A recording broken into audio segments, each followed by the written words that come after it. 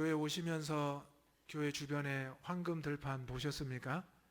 예, 벌써 추수의 계절이 왔습니다. 추수감사주일은 아직 한 달 남았는데 벌써 추수의 계절이 와서 아마 한 달 뒤가 지나면 추수할 곡식은 다 추수를 할 것 같습니다. 그래서 외지에 있는 분들이 지나가다 보면서 곡식이 익어가는 것을 보고 황금 들판, 황금 들녘이라고 말씀을 합니다. 어제 교회에서 익산노예 아동부 연합회에 세미나가 있었습니다. 그때 서울에서 오신 목사님께서 말씀하시기를 내려오는 길에 힘들 줄 알았는데 또 이곳에 와보니 황금 들판을 보고 너무나 마음이 풍요롭고 행복했다, 이렇게 말씀을 하시는 이야기를 들었습니다. 우리도 지금은 황금 들판을 보면서 정말 풍년이구나, 곡식이 잘 익었구나 라는 생각을 하게 됩니다. 그런데 만약 이런 황금 들판, 황금 물결을 보면서 이 모습이 좋으니 그냥 그대로 두어야 되겠다, 이렇게 혹시 농부가 생각한다면 시간이 지날수록 이 황금 들판은 마르게 되고 또 새가 먹게 되고 이제 곡식이 다 썩어서 없어지리라 생각이 됩니다. 우리의 주변에 우리의 보기에 참으로 잘 지내고 있는 분들이 많이 있습니다. 풍요로워 보이고 부족함이 없어 보입니다. 하지만 그들의 영혼은 얼마 지나지 않아 하나님의 부름을 받지 못하게 된다는 것입니다. 우리가 오늘 총동원 전도주일 선포식을 오후에 갖게 됩니다. 해마다 우리 교회는 봄에는 전가족 만남주일, 하반기에는 총동원 전도주일을 선포하고 한 달 동안 열심히 기도하고 준비합니다. 이제 한 달이 지나면 여러분이 작정하고 기도한 그 열매들, 그 영혼들이 주의전으로 나올 수도 있고요, 또 나오지 못하고 그 날짜를 미룰 수도 있습니다. 돌아보면 우리 주변에 이렇게 많은 영혼들이 있습니다. 풍요로워 보이고 부족함이 없고 건강해 보이고 오히려 나보다도 잘 지내는 것 같아 보입니다. 하지만 인생의 날씨는 점점 추워져 갈 것이고 이 땅에 겨울이 오듯이 어두움이 찾아올 것입니다. 그 영혼들을 포기하지 마시고 또 방관하지 마시고 놓치지 마시고 하루빨리 주의 품으로 돌아올 수 있도록 인도할 수 있는 우리 대장의 가족들이 되시기를 소망합니다. 아멘.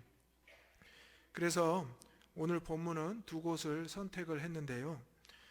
첫 번째는 구약 에스겔 본문이고 두 번째는 신약 마태복음 본문입니다. 오늘 우리가 이렇게 하나님 앞에 또 주님 앞에서 성도들 앞에서 함께 총동원 주일과 또 하나님의 은혜를 나누기 위해서는 필요한 것이 있습니다. 세 가지가 필요한데요. 힌트를 드리자면 마지막은 열심입니다. 제가 한번 드려보겠습니다. 첫 번째는 하나님의 열심이고요. 두 번째는 예수님의 열심. 세 번째 열심은 무엇일까요? 누구의 열심? 맞습니다. 나, 너, 우리의 열심입니다. 한번 이 시간 따라서 해보겠습니다. 하나님의 열심, 예수님의 열심, 우리의 열심. 오늘 하나님께서는 오늘 말씀을 통해서 우리에게 이 세 가지 열심을 요청하십니다. 첫 번째로 하나님의 열심을 우리가 따라야 하는데요. 오늘 말씀 에스겔서 39장 25절을 다시 한번 읽어보도록 하겠습니다. 에스겔 39장 25절 시작. 그러므로 주 여호와께서 이같이 말씀하셨느니라. 내가 이제 내 거룩한 이름을 위하여 열심을 내어 야곱의 사로잡힌 자를 돌아오게 하며 이스라엘 온 족속에게 사랑을 베풀지라. 아멘. 여러분, 어떤 일에 열심을 내본 적이 있으시죠? 또 어떤 일에 수고하고 땀 흘리고 최선을 다해 본 적이 있으시죠? 우리는 그것을 노력했다, 또 최선을 다했다 이야기합니다. 이런 열심이라는 단어는 인간의, 사람의 단어입니다. 하나님이 열심이라는 단어를 과연 쓰실까? 그런데 오늘 본문의 말씀을 읽어보니까 하나님께서는 열심이란 단어를 쓰셨습니다. 에스겔 선지자를 통하여 포로의 시기에 고통받고 힘들어하는 이스라엘 백성들에게 내가 열심을 내어 너희들을 돌아오게 하고 너희들을 사랑으로 품겠다라고 말씀하신 것입니다. 우리가 생각하는 하나님의 속성은 다른 것인데 어째 하나님이 우리와 똑같은 열심을 내신다고 할까요? 오늘 하나님께서는 그 열심 앞에 조건을 하나 말씀하셨는데 바로 내가 이제 내 거룩한 이름을 위하여 열심을 내겠다. 하나님의 거룩한 이름을 위해서 열심을 낸다는 말씀입니다. 이제서야 하나님의 단어 속성이 나왔다고 생각할 것입니다. 혹시 여러분 중에 여러분의 앞에 거룩이란 단어를 붙일 수 있습니까? 사람과 인간의 앞에 거룩이란 단어는 감히 붙일 수 없습니다. 하나님 앞에, 주님 앞에 우리가 붙일 수 있습니다. 그런데 레위기 11장 45절에 보면 하나님께서 이스라엘 백성들에게 이렇게 말씀하셨습니다. 함께 읽어보겠습니다. 시작. 나는 너희의 하나님이 되려고 너희를 애굽 땅에서 인도하여 낸 여호와라. 내가 거룩하니 너희도 거룩할지어다. 아멘. 하나님이 거룩하니 우리도 어떻게 된다고요? 거룩하라. 우리가 열심을 낼 때 하나님도 열심을 내신다 말씀입니다. 우리는 우리 눈에 보이는 목표와 계획을 하나님 앞에 자꾸 이야기를 합니다. 그런데 하나님은 원대한 뜻과 계획 가운데 우리를 끌어올리시고 또 이끌어 가십니다. 때로는 우리는 그 계획이 내 계획과 맞지 않을 때 불평하고 원망합니다. 하지만 하나님께서는 오히려 그것을 더 강하게 끌어올리시고 이끌어 가십니다. 때로는 친밀하게, 때로는 유대감 있게 우리에게 말씀하십니다. 이스라엘 백성들이 출애굽 당시에 애굽의 포로였던 것, 노예였던 것 다 아시죠? 하나님께서는 그 가운데 놀라운 10가지 재앙을 내리셨습니다. 그것은 애굽 사람들에게 해당되었지만 이스라엘 사람들도 그것을 분명히 목격하고 그 현장에 있었습니다. 심지어 10번째 재앙은 초태생 장자의 죽음으로써 이스라엘 백성들도 유월절 어린 양의 피를 문설주에 바르지 않으면 그 집의 초태생 장자도 죽게 되는 재앙이었습니다. 그러한 재앙 가운데 이스라엘은 마침내 출애굽을 하게 되었습니다. 우리가 생각해 보면 하나님께서 그렇게 열심으로 노력하지 않으셔도 말씀 한마디면 애굽을 무너뜨리고 이스라엘 백성들을 세우실 수 있는데 굳이 10가지 재앙이나 열심히 내리신 이유는 무엇일까요? 바로 하나님의 거룩함을 한 단계 한 단계 또 한 가지 한 가지 알려주셨다는 말씀입니다. 이스라엘 백성들과 애굽 사람들 역시 출애굽 당시에는 어안이 벙벙했을 겁니다. 이 재앙과 저 재앙이 계속해서 닥치고 그 고통 가운데 부르짖는 많은 이들을 보면서 출애굽을 했기 때문입니다. 그리고 시간이 지나서 이스라엘 백성들은 다시 나라가 분열되고 남유다와 북이스라엘이 차례대로 멸망을 하게 됩니다. 이때 하나님께서는 선지자들을 통하여 다시 말씀하십니다. 너희가 불순종하여 하나님을 떠나 이러한 죄에 대한 심판을 받지만 훗날 다시 회복하고 돌아오고 내가 사랑으로 감싸주신다 말씀하신 것입니다. 이것이 바로 하나님의 열심이고 회복과 사랑입니다. 우리가 생각하는 떠올리지 못하는 이 거룩함이 바로 이 하나님의 열심이라는 사실입니다. 내가 거룩하니 너희도 거룩하라. 하나님의 속성을 우리는 담기를 원합니다. 하나님의 능력을 구하면서 얻기를 원합니다.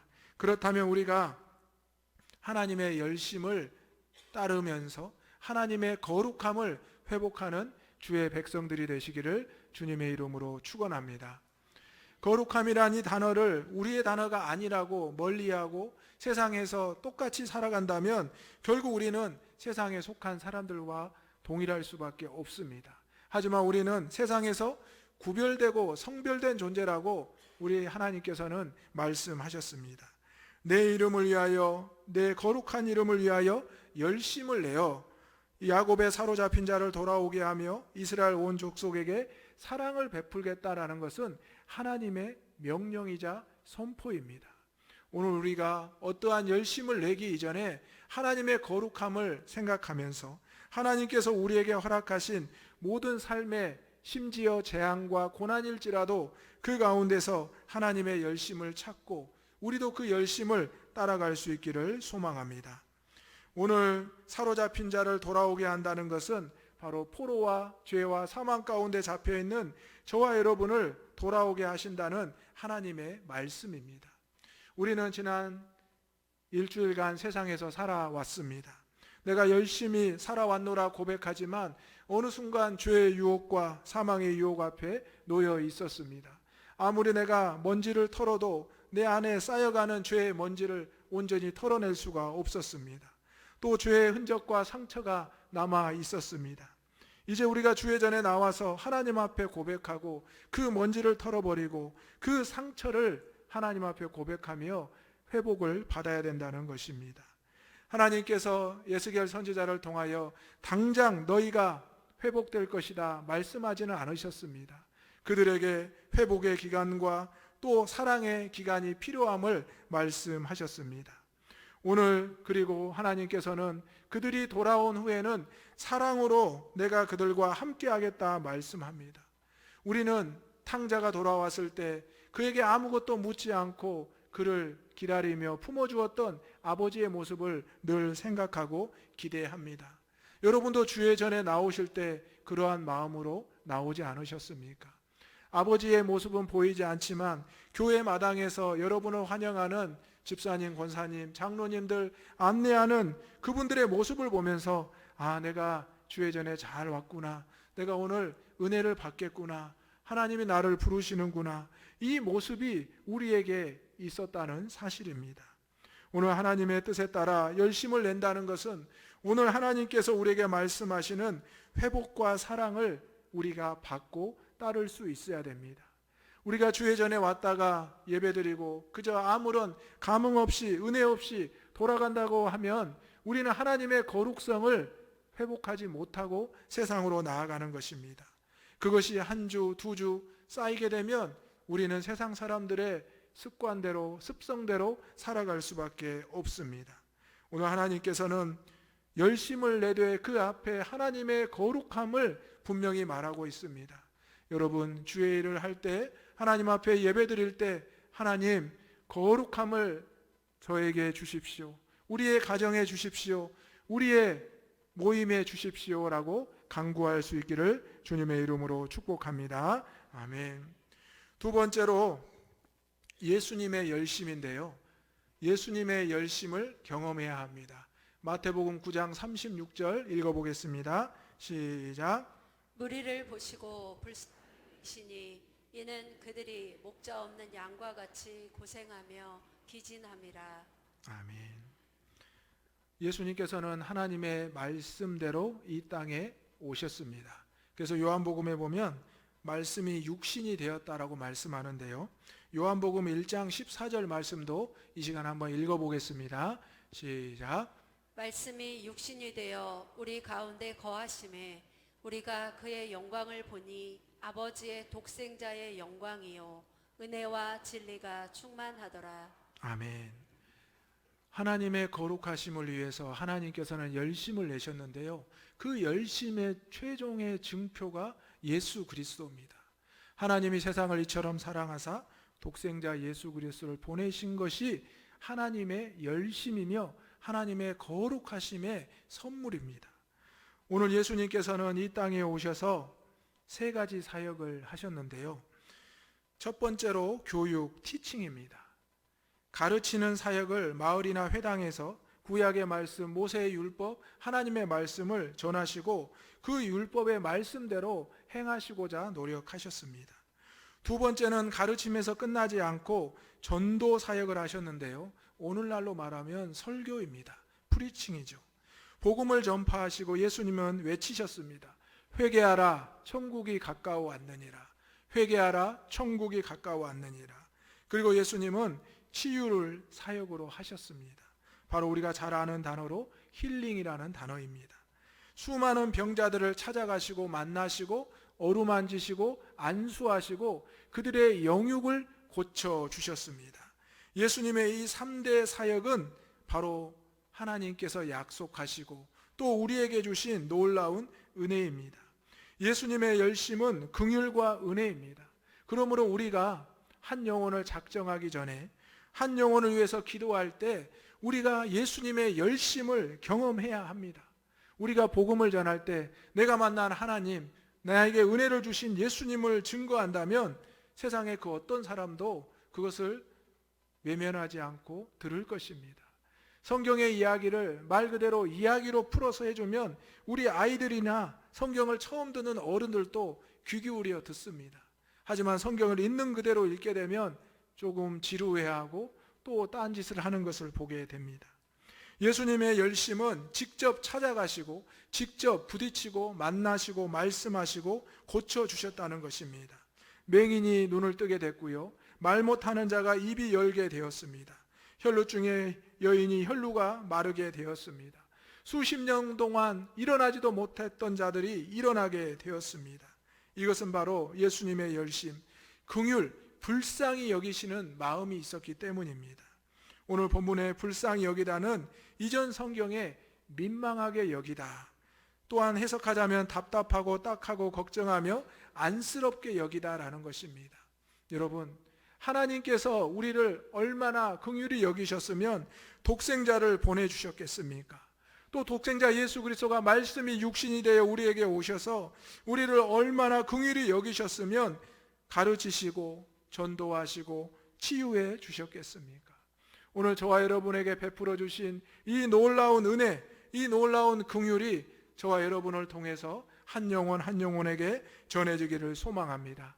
또한 오늘 본문에 목자 없는 양이라는 말씀이 있는데요, 게다가 고생하며 기진한 상태라는 것입니다. 당연한 것입니다. 목자 없는 양은 상상할 수 없습니다. 여러분, 목자와 양떼가 함께 있는 시편 23편에 그린 것 같은 내용 많이 보셨죠? 성화를 보고요.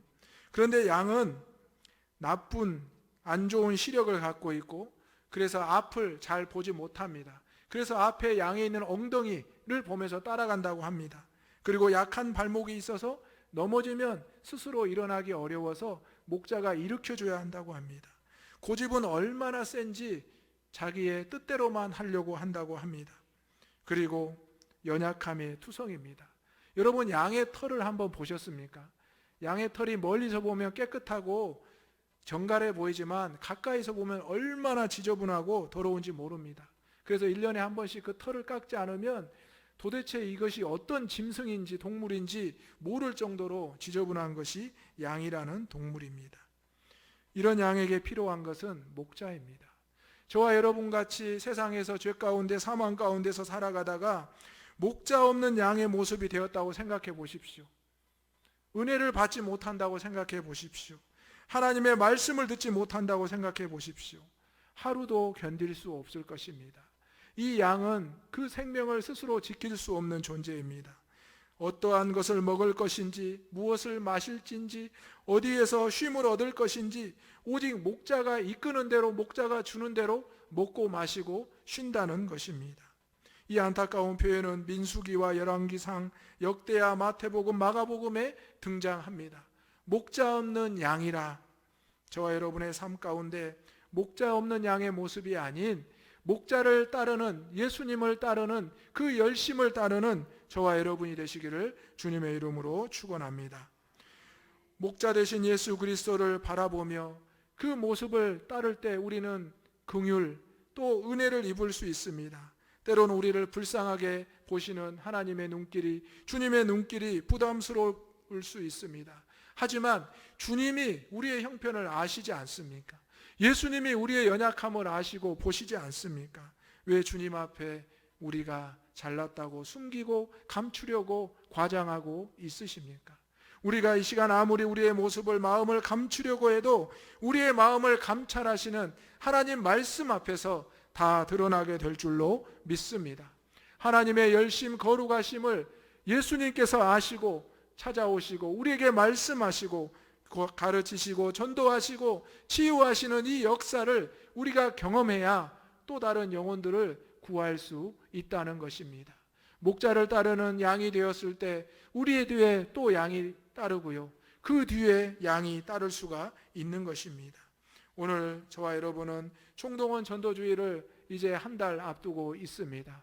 그분들에게 한 번만, 두 번만 오십시오가 아니라 그분들의 영혼을 위해서 그분들에게 말씀을 전하고 또 회개를 전하고 그들이 치유받을 수 있도록 기도할 수 있기를 소망합니다. 그들이 그저 매년 1년에 2번씩 몇 번씩 왔다가 그냥 가는 것이 아니라 하나님의 거룩함을 체험하고 예수님의 그 열심을 긍휼과 은혜를 받고 돌아가야 된다는 것입니다. 제가 재작년에 부임해서 이제 3번째 총동원 주일을 경험했고 4번째인데요. 놀라운 것은 그 가운데 이름을 적어내셨던 분들이 한 분씩 2분씩 나오고 있습니다. 태신자로 장결자로 작정했던 분들이 나와서 예배드리고 말씀을 듣고 반갑게 인사를 하십니다. 물론 많은 숫자가 아직은 나오지 않고 있습니다. 그럼에도 불구하고 여러분들이 그 영혼을 위해서 기도하고 그 이름을 작정했을 때 하나님의 그 열심이 이스라엘 백성들에게 내려졌던 것처럼 저와 여러분의 가정에도 우리의 이웃들에게도 이 지역에도 전해지고 있다는 것입니다. 인구의 수가 줄어들어서 또 여러 가지 상황이 있어서 교육부서가 어렵고 장년부서가 어렵고 구역 모임이 어렵다고 언제까지나 말씀만 하시겠습니까? 모이고 또 모이고 강권하고 또 강권하면 교육부서도 우리 장년부서도 다시 회복과 은혜가 넘쳐나게 될 줄로 믿습니다. 하나님의 열심 앞에서 예수님의 열심 앞에서 우리가 어떻게 부인하고 부정할 수 있겠습니까? 지금도 수많은 믿음의 사역자들이 하나님의 이름을 외치고 주님의 복음을 외치고 있습니다. 그리고 결단하고 돌아오고 있습니다. 오늘 추수의 계절에 황금들판을 보면서 농부의 수고와 열심을 보게 됩니다.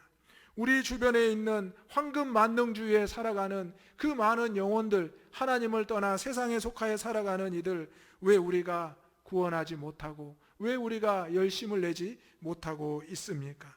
오늘 하나님의 열심, 예수님의 열심으로 우리가 나아가는 우리 대장의 가족들 될 수 있기를 소망합니다. 아멘. 마지막 3번째로 우리의 열심이 나타나야 됩니다. 기도와 간구인데요. 마태복음 9장 37절에서 38절 읽어보겠습니다. 시작. 이에 제자들에게 이르시되 추수할 것은 많되 일꾼이 적으니 그러므로 추수하는 주인에게 청하여 추수할 일꾼들을 보내주소서 하라 하시니라. 아멘. 3번째 열심도 우리가 꼭 기억해야 합니다. 우리가 무슨 일을 계획하고 나서 하나님 앞에 기도합니다. 그런데 사실은 그것은 잘못된 방법입니다. 하나님 앞에 먼저 구하고 하나님의 응답으로 계획을 세워나가야 됩니다. 제가 지난주에 책을 한 권 소개받았는데요. 헨리 블라카라는 분이 쓰신 책인데 하나님을 경외하는 삶이라는 책입니다. 이 책을 제가 소개받고 표지를 보면서 이런 고백의 글을 보았습니다.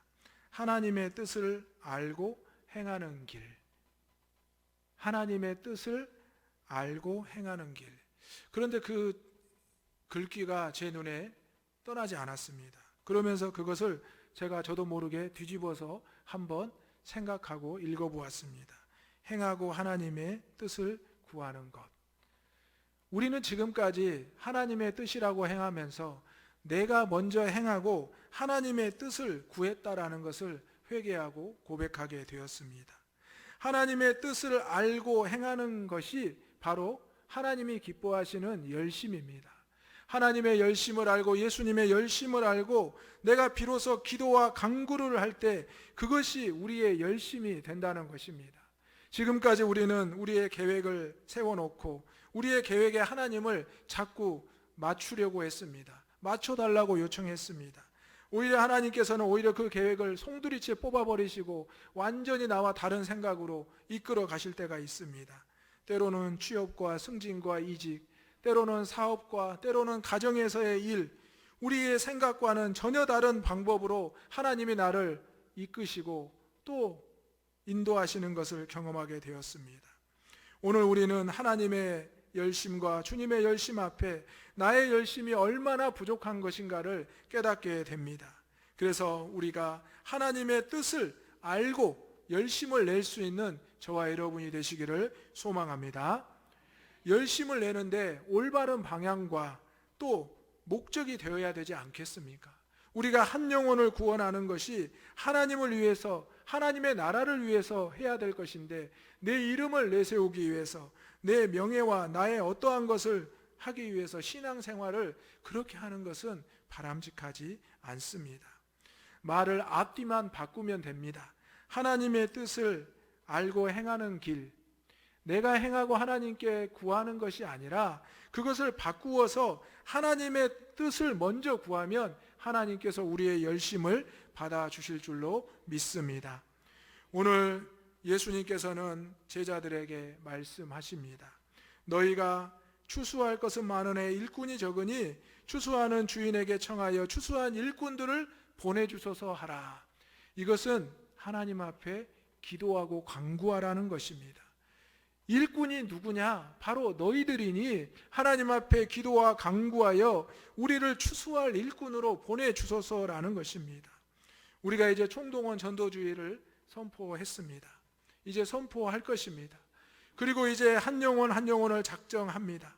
그 가운데 하나님께서 택하신 영혼들을 우리에게 알려주시고 깨닫게 하시고 생각나게 할 것입니다. 우리는 추수할 일꾼이 되는 것입니다. 내가 언제까지나 황금들판을 바라보고 누가 추수하겠지라고 생각하는 것이 아닙니다. 마태복음 10장 5절에서 8절 말씀에 예수님은 이어서 이렇게 말씀하셨습니다. 읽어보겠습니다. 시작. 마태복음 10장 5절에서 8절입니다. 시작. 예수께서 이 12를 내보내시며 명하여 이르시되 이방인의 길로도 가지 말고 사마리아인의 고을에도 들어가지 말고 오히려 이스라엘 집에 잃어버린 양에게로 가라. 가면서 전파하여 말하되 천국이 가까웠다 하고 병든 자를 고치며 죽은 자를 살리며 나병한 자를 깨끗하게 하며 귀신을 쫓아내되 너희가 거저 받았으니 거저 주라. 아멘. 이 말씀에 예수님의 열심이 들어있고요, 하나님의 열심이 들어있습니다. 그러므로 너희는 이제 추수할 일꾼으로서 기도하며 간구하며 나아가라는 것입니다. 추수할 것이 이렇게 많은데 왜 아직도 머뭇거리고 너희의 생각대로만 움직이고 있느냐라고 말씀한 것입니다. 하나님 앞에 방법과 시기를 청하고 구하라는 것입니다. 오늘 저와 여러분 머뭇거리지 마시고 하나님께서 주신 열심으로, 예수님의 열심으로 나아가는 열심 있는 저와 여러분이 되시기를 소망합니다. 정확하고 담대하게 고백해야 됩니다. 하나님, 제가 저 가정을, 하나님 저 영혼을 제가 추수하겠습니다. 하나님의 이름으로, 주님의 이름으로 고백하겠습니다. 선포하겠습니다. 이렇게 고백해야 하나님께서 우리에게 그 영혼을 맡겨주시고 하나님께서 그 영혼을 만나게 하시고 이끌어 주신다는 말씀입니다. 과연 이 말씀대로 예수님께서는 이 제자들을, 무리를 파송하셨습니다. 그리고 예수님께서 파송하신 대로 그들은 나아가서 주님의 모습대로 가르치고 복음을 전하고 치유하고 놀라운 역사를 일으켰습니다. 그리고 돌아와서 예수님 앞에 자신들이 경험한 은혜를 고백했습니다. 오늘 저와 여러분도 이제 한 달 뒤에 받은 그 은혜를 고백할 수 있기를 소망합니다.